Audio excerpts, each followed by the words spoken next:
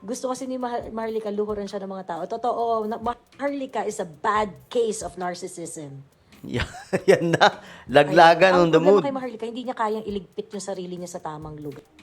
Nako, laglagan on the move na to, mga sangkay. Ganun, like I said, si Maharlika, hindi naman siya pinapanood because of her, skillful analysis of the political situation of the Philippines. Yan, sinisiraan niya si Maharlika dito. Hindi siya pinapanood because of that. Grabe, no? Wasakan. Siyempre, hindi magpapatalo dito si Maharlika. Wala man siya analysis eh. Pinapanood siya dahil sa chismis. Yari, real talk na to. Dahil sa mga chismis niyang dala. Ganyan. Naku, ano kaya masasabi ni Maharlika dito? Pinapanood lang daw po si Maharlika dahil sa mga chismis. Sabi po, si Joey po ito, mga sangkay. No? Isa rin po ito sa mga matitinding vlogger sa kabila, mga DDS. Kasama po ito ni Maharlika. Ewan ko bakit sila lang nag-aaway. Ngayon, eto mga sangkay. Chismis din pa ako dito eh. Okay. May mga nakikita po ako dito. Eto to. Ang bira.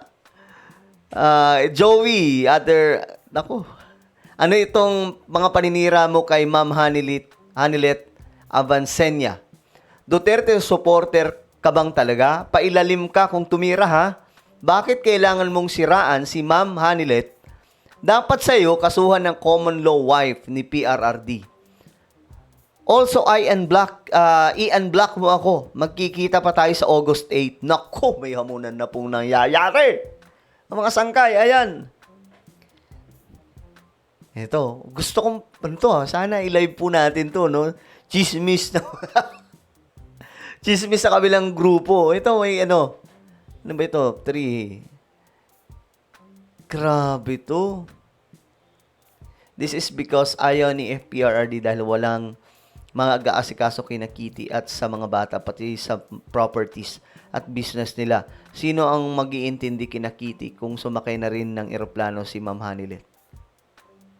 Ay, tindi nitong mga ano nila, mga sangkay. Matindi itong banatan. Ito, sino na naman to? Kalaban itong si Maui, kalaban naman po niya mga sangkay, si Joey.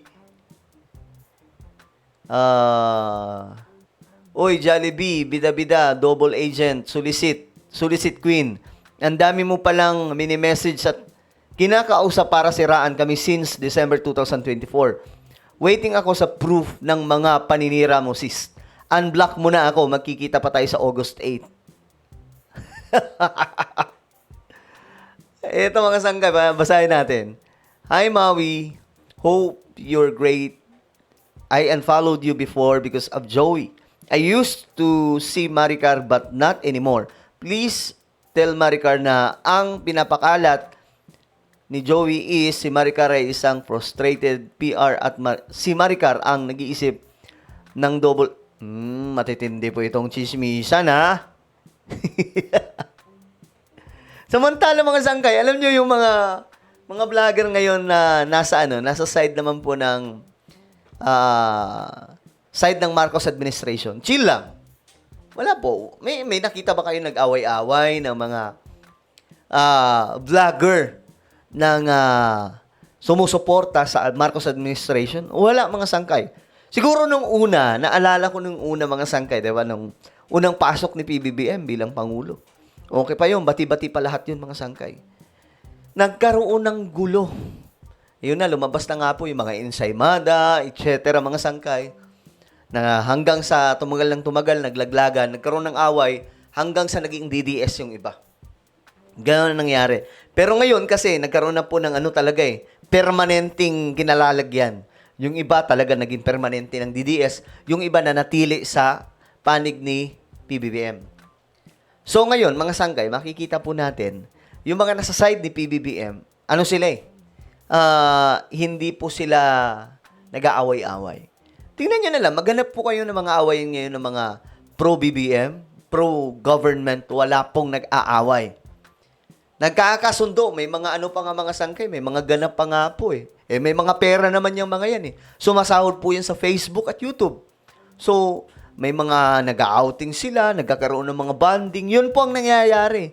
While the other side of the group sa political vlogging, nagkakaroon po ngayon mga sangkay ng kumbaga, hindi ko alam, ano ba? Gusto ba ng isa sumikat? Yung isa naman gusto siyang pumapel? I don't know, guys. Kasi hindi ko masyadong kabisado yung mga DDS vloggers.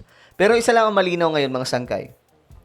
Habang nagkakaisa ang mga pro-government vloggers at tahimik, maayos ang samahan, ang kabilang kampo naman, mga DDS vloggers, ay nagkakaroon ng gulo. Yung banat ba yung mga sangkay? May binabanatan din pong mga DDS vlogger. Binabanatan po si Maharlika. Si Maharlika naman may binabanatang iba. So, ganyan po ang nangyayari. Tapos itong si Joey, mga sangkay. Ewan ko anong nangyayari. Mukhang naiipit siya dito sa mga sulisit na mga chismis. Nako, yari talaga mga sangkay. Well, ano po ang inyong opinion? Just comment down below. Meron tayong YouTube channel, Sangkay Revelation. Hanapin nyo po ito sa YouTube.